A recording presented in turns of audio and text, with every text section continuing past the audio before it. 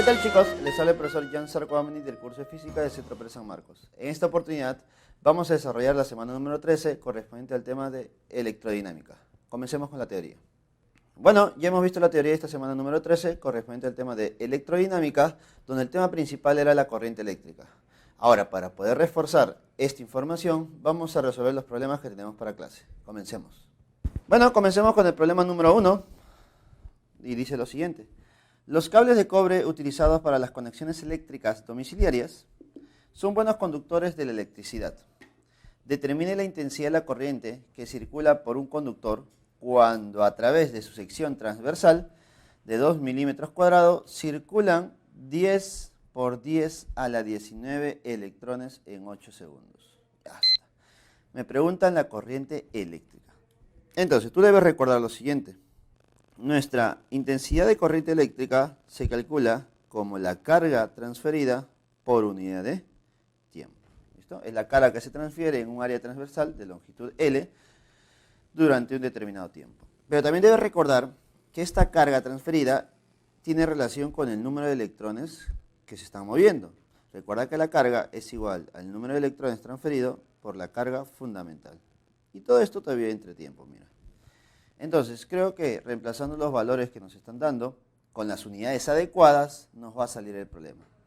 A ver, el número de electrones que se está transfiriendo o está circulando es 10 por 10 a la 19.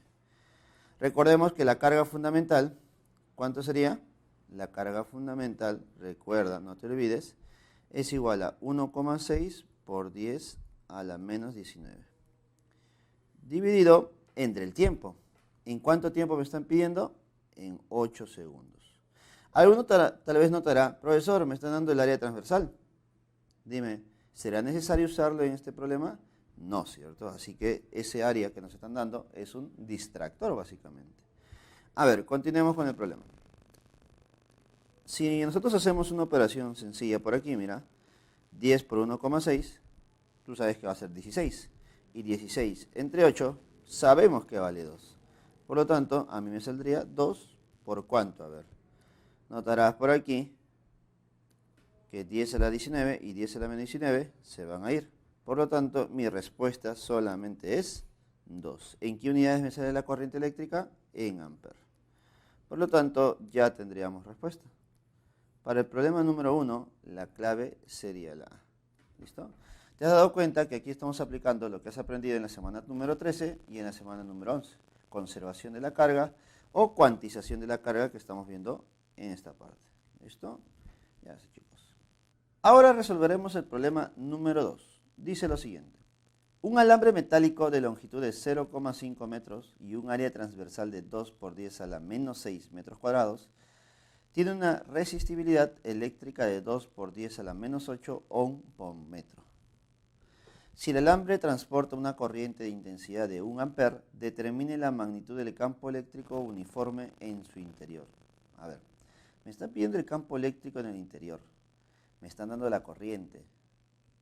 Bueno, directamente no hay una relación, ¿cierto? Recuerda que al darme las longitudes o las dimensiones del conductor y darme la resistibilidad, yo puedo encontrar la resistencia. Y como tengo la corriente, puedo aplicar la ley de Ohm. En la ley de Ohm se relaciona la diferencia potencial con la intensidad de la corriente y la resistencia. Profe, entonces con la ley de Ohm yo obtengo la diferencia potencial. Sí. Ahora, también debes recordar algo que hemos visto la semana pasada. La diferencia potencial es igual a la intensidad del campo eléctrico por la distancia de separación. Entonces, con estas dos relaciones nosotros pretendemos encontrar los que nos piden. ¿Listo? Entonces, vamos a hacer un gráfico que nos ayude a entender un poco lo que está ocurriendo aquí. Tenemos un alambre metálico de longitud de 0,5. Vamos a considerar que este es mi alambre metálico. ¿Listo? La longitud, ¿cuánto es? 0,5 metros. Importante las unidades. El área transversal por donde circulan los electrones, se supone, debe ser de 2 por 10 a la menos 6 metros cuadrados. Muy bien. Y la resistibilidad, que es muy importante, es igual a 2 por 10 a la menos 8. No te olvides que el valor de resistibilidad me indica el tipo de material. Ahí está.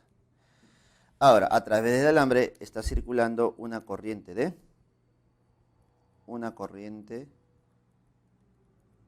1 ampere. Listo. Por lo tanto, lo primero que debo hacer es encontrar la resistencia eléctrica. Entonces recordamos, la resistencia eléctrica es igual a resistibilidad por la longitud entre área. Entonces opero, la resistencia es igual a resistibilidad, que es 2 por 10 a la menos 8, por la longitud, que es 0,5. 0,5 por acá, ahí está. Dividido entre el área, que es 2 por 10 a la menos 6. Date cuenta que se puede simplificar algunos valores, por ejemplo el 2 y el 2 se simplifican. ¿Listo? Y mira lo que me quedaría. Este 10 a la menos 6 con el 10 a la menos 8 que está arriba sería un 10 a la menos 2. ¿Listo?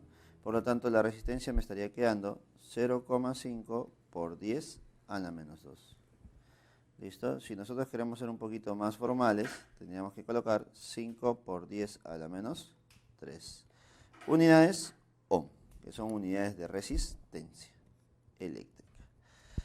Ahora, con este valor de resistencia, recién voy a calcular nuestra diferencia potencial. Ahora, recuerda que esa diferencia potencial es la diferencia potencial entre los dos extremos. ¿Sí o no? Es la diferencia potencial entre los dos extremos, entre este punto y este punto. Por lo tanto, diremos lo siguiente. Nuestra diferencia potencial es igual a la corriente por la resistencia. La diferencia potencial va a ser igual a la corriente, que vale 1 ampere, por la resistencia, que vale 5 por 10 a la menos 3. Por lo tanto, la diferencia potencial claramente es 5 por 10 a la menos 3 volt. Con eso hemos encontrado otro valor, pero todavía no termina mi problema. Ahora, con esa diferencia potencial, debo encontrar nuestro campo eléctrico. ¿Listo? Ahora, ese campo eléctrico, recuerda que siempre va en la misma dirección, que la corriente eléctrica. Si es que nosotros quisiéramos graficarlo, pues, ¿no? Entonces, apliquemos lo siguiente. La diferencia potencial es igual al campo eléctrico por la distancia. Esta diferencia potencial, según lo que hemos encontrado, es 5 por 10 a la menos 3. Y es igual a la intensidad del campo eléctrico por la distancia. ¿Y cuánto es la distancia de extremo a extremo? Porque es la que estamos asumiendo en la diferencia potencial. Es de 0,5. Por lo tanto, profesor, la intensidad de la corriente, la intensidad del campo eléctrico es 5 por 10 a la menos 3 entre 0,5. Ahí está. ¿Cuánto me quedaría esto? Simplemente 10 a la menos 2. 10 a la menos 2. ¿Y cuánto es 10 a la menos 2? Es 0,01 unidades volt por metro. Recuerda que aquí se está colocando las unidades de volt por metro, pero también es igual a Newton sobre Coulomb. ¿Listo? Cualquiera de las unidades es válida, solamente que ahora lo estoy representando en volt sobre metros. No te olvides, por favor, ¿ya? Entonces, el problema número 2, sale la clave A. ¿Te has dado cuenta que en este problema hemos usado 3 relaciones diferentes? Por lo tanto, en un problema de un examen, muy posiblemente venga cualquiera de estas 3 relaciones para que tú la puedas calcular. Tal vez no los 3, pero sí 1 o 2 a lo mucho. Es decir, que este problema es muy, pero muy importante, chicos. Bueno, chicos, estamos en la pregunta número 3 y como notarás, si nosotros leemos la pregunta, nos mencionan acerca de unos gráficos. ¿Listo? En realidad 3 gráficos al parecer, ¿no? Porque son 3 circuitos. Pero al parecer hubo un pequeño error y no se encontraron las gráficas. Cualquier cambio que se va a hacer para esta pregunta, o si hay una corrección, no se olviden que se les hará llegar mediante un comunicado, o si no, se va a publicar en la página. ¿Listo, chicos? Así que la pregunta 3, por favor, chicos, no se vayan a enojar, no hay una solución porque nos faltan las gráficas. Pero más adelante lo vamos a resolver, no se preocupen. Pregunta número 4, chicos. En la figura se muestra una conexión de 5 resistores de igual resistencia R. Determinen la resistencia equivalente entre los puntos A y B. Una pregunta clásica, chicos. Calcular la resistencia equivalente para ese circuito. Lo que se supone que debo hacer en un sistema de resistencias es reducirlos, buscando que algunos estén en serie o estén en paralelo, ¿cierto?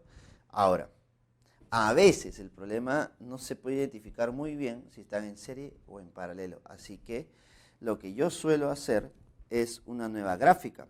¿Cómo, profesor? Transportando voltajes. Por ejemplo, para que me puedas entender. El voltaje que hay en B, ese punto, es el mismo que este, ¿sí o no? Y dime, ¿es el mismo que este? Claro que sí. ¿Y es el mismo que este? Sí. Profesor, ¿y por qué se trata del mismo punto? Porque entre punto y punto no existe ningún dispositivo que genere un cambio de voltaje. Por lo tanto, ¿sería igual que este? Claro. Igual que este de acá, ¿cierto? Por lo tanto, todos esos puntos que he colocado son el mismo, son B. ¿Listo? Ahora, como ya no puedo trasladar en otro lado, porque ya se encuentra en un dispositivo, debo usar otra letra. Por ejemplo, en este punto yo le voy a poner C. Pero al tratar de trasladar C ya no se podría, ¿cierto? Por lo tanto, tendría que usar otro punto más. Por ejemplo, aquí tendría que usar D.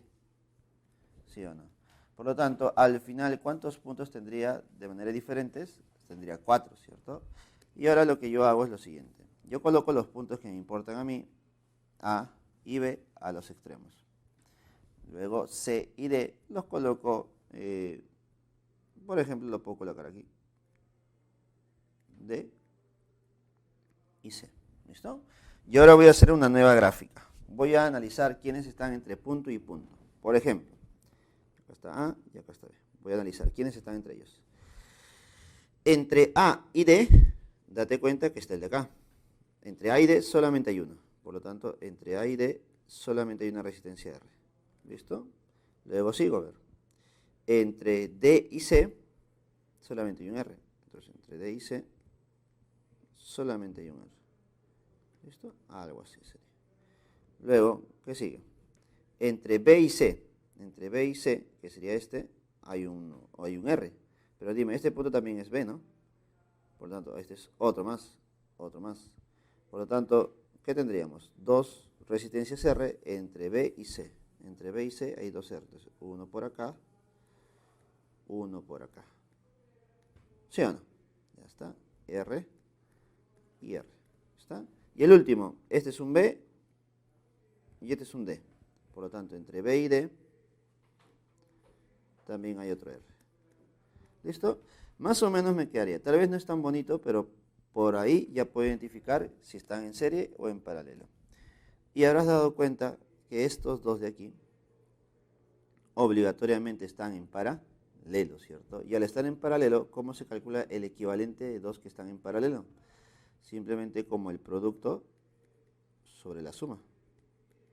¿Listo? Por lo tanto, ¿cuánto me quedaría? R medios. ¿Listo? Ahora, quiero que identifiques muy bien la siguiente gráfica que me va a quedar. Me va a quedar esto también, y por aquí una resistencia más, y por último, la resistencia R. Y este es el punto B, y este es el punto A. Entonces, este es R, R, R, y lo que hemos encontrado hace un momento es R medios. Entonces, yo te pregunto, este R medios con el R que está por aquí, te das cuenta que están en una misma línea, solamente que la línea es, se puede decir, quebrada, pues, ¿no? Por lo tanto, tú debes recordar algo. Cuando dos resistencias están en una misma línea, se consideran que están en serie. Por lo tanto, si están en serie, ¿cómo se calcula el equivalente? Simplemente con la suma. R más R medios.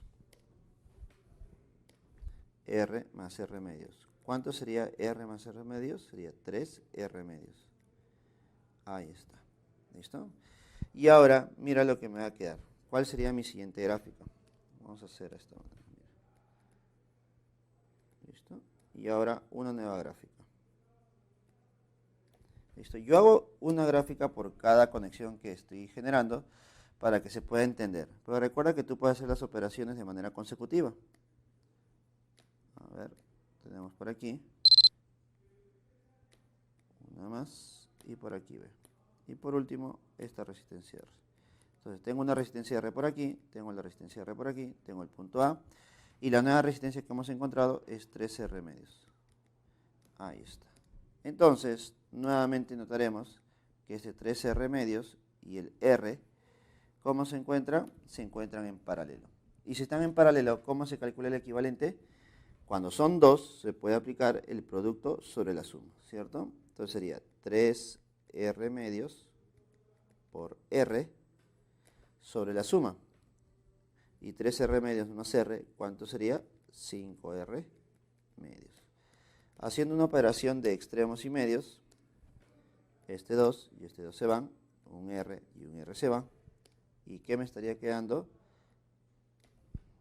Nos estaría quedando 3R quintos. Ahí está. Ahora, lo último ya. Dime, este 3R quintos con este R, ¿cómo se encontrarán? Claramente notarás que van a estar en serie, ¿cierto? Van a estar estos dos, van a estar en serie. Y si están en serie, ¿cómo se calcularía el equivalente? Simplemente con la suma, ¿no? Entonces la resistencia equivalente sería la suma de R más 3R quintos. ¿Y esto cuánto me quedaría? Simplemente 8R quintos. Listo. ¿Y cuál sería mi respuesta y mi clave? Sería la clave.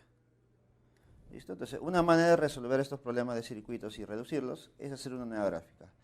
Pero suelo recordarte que normalmente en los exámenes no se hace ese tipo de operaciones, no son tantas resistencias las que se deben reducir. Así que más o menos ya tengo una idea de qué hacer en cada uno de estos problemitas. Bueno chicos, ahora resolvemos el problema número 5, que es una pregunta de verdadero y falso. Nos va a ayudar a entender un poco más acerca del análisis de la resistencia al parecer. Dice lo siguiente: se puede decir que la resistencia eléctrica es todo aquello que se opone al paso de la corriente eléctrica. Indique la verdad o falsedad de las siguientes proposiciones. En un conductor rectilíneo, lo que hemos nosotros analizado en la teoría, dice lo siguiente. 1. Si se aumenta la sección transversal, entonces disminuye la resistencia. 2. Si se duplica el voltaje, entonces se duplica la corriente eléctrica. 3. Si se duplica la corriente eléctrica, entonces se duplica el potencial eléctrico. Ya está. A ver, acá estamos analizando resistencia, pero también se está analizando el voltaje y también la potencia eléctrica. Así que vamos a recordar cada uno de ellos, que es muy importante. 1. Me hablan de la resistencia eléctrica, ¿no? Si aumenta la sección transversal. Entonces recordemos, la resistencia se calcula como la resistibilidad por la longitud sobre el área. Yo te pregunto, aquí te das cuenta cuál es la relación entre la resistencia, la longitud y el área, ¿cierto? Date cuenta que si yo aumento la longitud, ¿qué está pasando con la resistencia? La resistencia aumentará. Pero si yo disminuyo la longitud, la resistencia va a disminuir. ¿Listo? Ahora, notarás que la resistencia y el área también están relacionadas, pero de manera inversa. ¿Eso qué significa? Si yo aumento el área transversal, ¿qué pasa con la resistencia? Va a disminuir. Y si yo disminuyo el área transversal, ¿qué pasa con la resistencia? Va a aumentar. Por lo tanto, la primera proposición me dice, si se aumenta la sección transversal, entonces disminuye la resistencia. Efectivamente, ¿no? Eso es verdad. Es verdadero, ¿no? Vamos con la proposición 2. Si se duplica el voltaje, entonces se duplica la corriente eléctrica. Voltaje, corriente. Bueno, creo que está relacionando la ley de Ohm, ¿no? Voltaje es igual a I por R. Ahí nos damos cuenta cuál es la relación entre estas. ¿Qué pasa si el voltaje se duplica? Entonces se duplica la corriente eléctrica. Efectivamente, se va a duplicar la corriente eléctrica.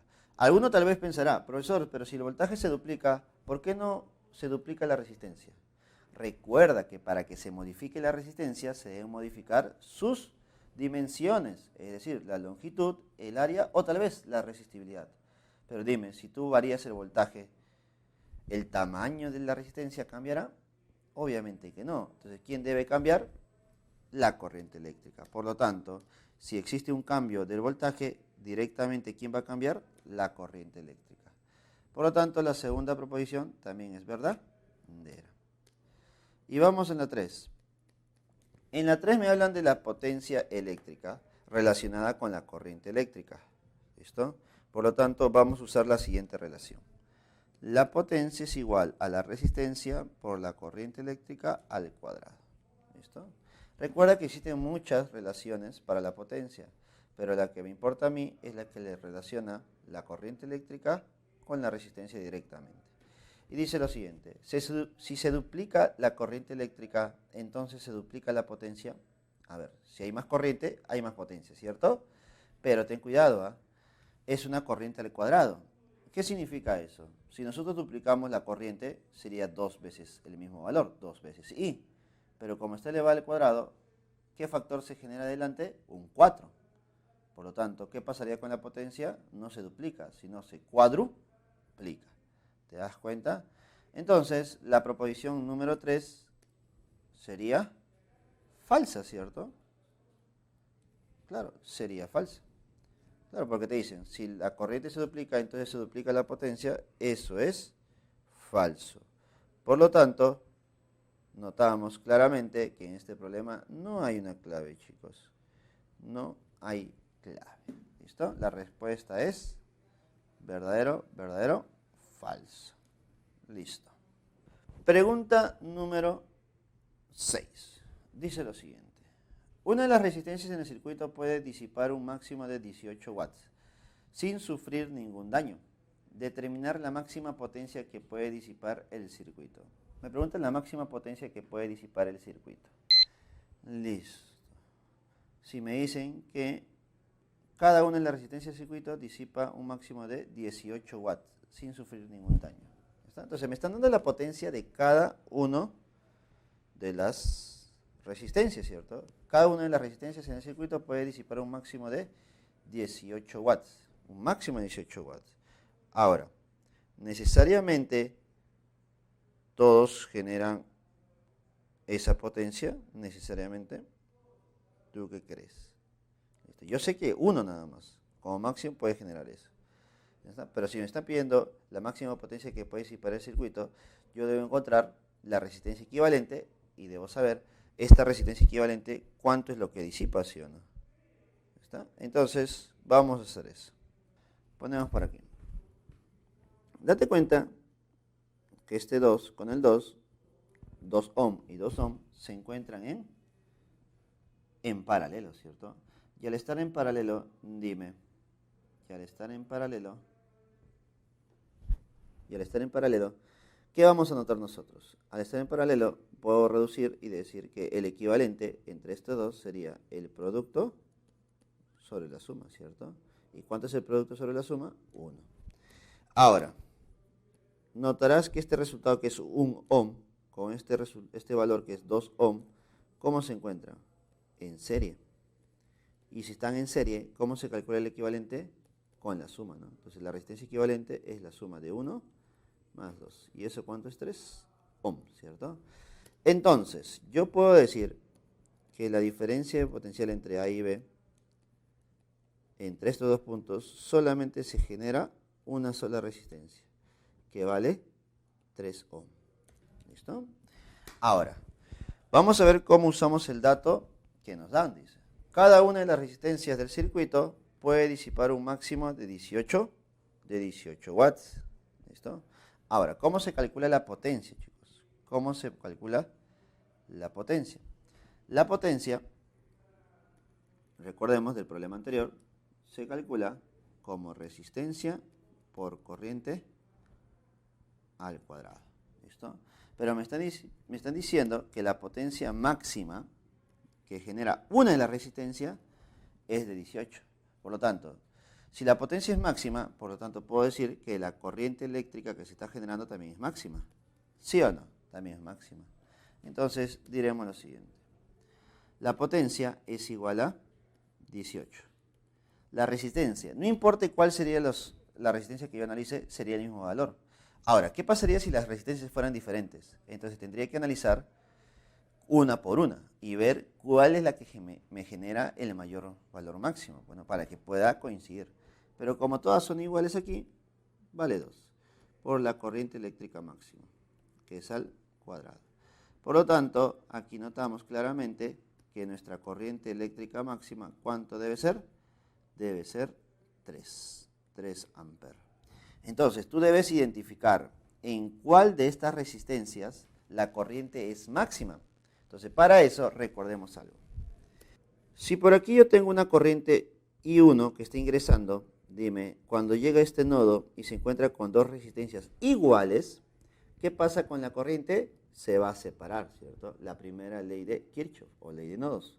Pero como son iguales las resistencias, por arriba pasa la misma corriente que por abajo, que obviamente sería I1 entre 2, ¿cierto? Y por aquí I1 entre 2.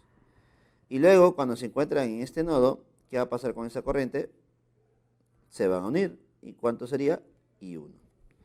Por lo tanto, notamos que por la resistencia de arriba circula una corriente de I1 entre 2. Por la resistencia de abajo circula una corriente de I1 entre 2. En cambio, por la resistencia de la derecha circula una corriente de I1. Por lo tanto, ¿cuál es la máxima corriente que se está generando a través de una resistencia? I1, profesor. Por lo tanto, este I1, ¿cuánto debe valer? 3 amperes, porque es nuestra corriente máxima. Entonces, ya tengo la corriente que está circulando a través del punto A y el punto B. ¿Cuánto es esta corriente? Esta corriente vale 3 amperes. Y si tengo la corriente y tengo la resistencia equivalente, ¿puedo calcular la potencia máxima del sistema?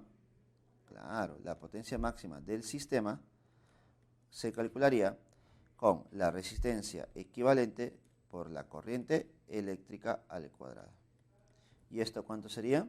El equivalente vale 3 por 3 al cuadrado. Listo. Esto sería 3 por 9. Y me saldría 27. ¿27 qué? 27 watts. Ahí está. Por lo tanto, la clave del problema número 6 sería la clave C. Ahora resolveremos el problema número 7. ¿Listo? Que es un problema interesante, chicos. ¿Ah? Interesante. Dice lo siguiente. Una tetera eléctrica calienta un líquido aumentando su temperatura de 20 a 23. Esto aumenta en 3 grados Celsius durante 120 segundos. Si la capacidad calorífica del líquido es de 624 calorías por grado Celsius, pregunta, ¿cuál es la potencia consumida por la tetera? Asumir que todo el calor disipado en la resistencia eléctrica de la tetera es absorbido por el líquido. A ver. Es una tetera eléctrica y sabemos que toda tetera eléctrica funciona con una resistencia interna. ¿Listo? Esta resistencia interna genera disipación de calor. Ya está, más o menos para que nos podamos entender. La resistencia interna normalmente tiene esta forma. ¿Listo? Esta es la resistencia. Esta resistencia, al circular la corriente a través de ella, empieza a calentarse y eso genera disipación de energía en forma de calor. ¿Y ese calor quién lo absorbe? Obviamente lo absorbe el agua que está en la parte superior, se supone, o alrededor de la resistencia. Y debido a ese calor absorbido por el agua, ¿qué va a pasar con la temperatura del agua? Va a aumentar. Listo. Por lo tanto, si la temperatura del agua aumenta de 20 a 23, por lo tanto el cuerpo, el agua, ha absorbido calor. Pero ese calor generó un cambio de temperatura. Por lo tanto, le llamamos calor sensible. Por lo tanto, ponemos por aquí. Para el agua. Para el agua, ¿qué se va a cumplir? Que el calor absorbido es un calor sensible, que es igual a la masa, calor específico, por la variación de temperatura. Pero el problema no me da calor específico ni la masa, me está dando capacidad calorífica. Y recordemos que la capacidad calorífica es el producto de la masa por el calor específico. Esto es capacidad calorífica. ¿Listo? Y como yo tengo la variación de temperatura, dime, ¿con eso qué voy a encontrar? El calor. A ver, vamos a terminar esta parte. Entonces, el calor absorbido es igual. Capacidad calorífica, que es 624. Mira lo que voy a hacer.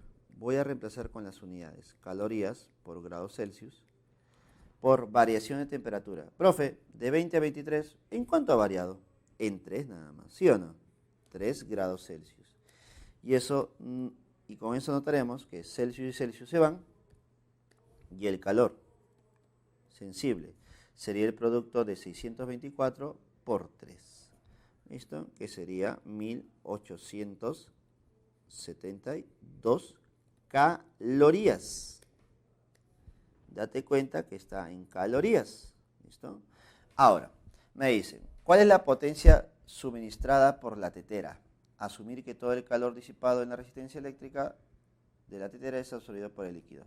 Entonces, aquí ya va otra parte. Porque me hablan de la resistencia, de la tetera. Entonces, ponemos por aquí, para la tetera. pero de cita tera, es decir, resistencia, ¿cierto? ¿Sí o no? Ahí está. Entonces, recordemos, la potencia suministrada por esa tetera, recordemos que es la energía emitida por unidad de tiempo. Pero esa energía que se disipa en forma de calor, ya lo sabemos, ¿sí o no? Vale 1872 calorías. ¿Listo? Profe, pero una consulta. Cuando yo calculo potencia, no debe estar en calorías, debe estar en joules. Por lo tanto, este valor de calor sensible, ¿por cuánto debo multiplicarlo? Por 0,24. Y debo dividirlo entre el tiempo. Ahí está. Reemplazo el valor, que sería 1872, por 0,24. Y lo dividimos entre el tiempo, que sería 120. ¿Listo? Entonces, recuerda que ha sido muy importante el dato que nos están dando, pues, ¿no? Un joule es igual a 0,24 calorías. ¿Listo? Entonces, aquí la potencia, ¿cuánto me va a quedar? 65 watts. ¿Listo? Ahí está. Entonces, la pregunta número 7, ¿qué clave tendríamos?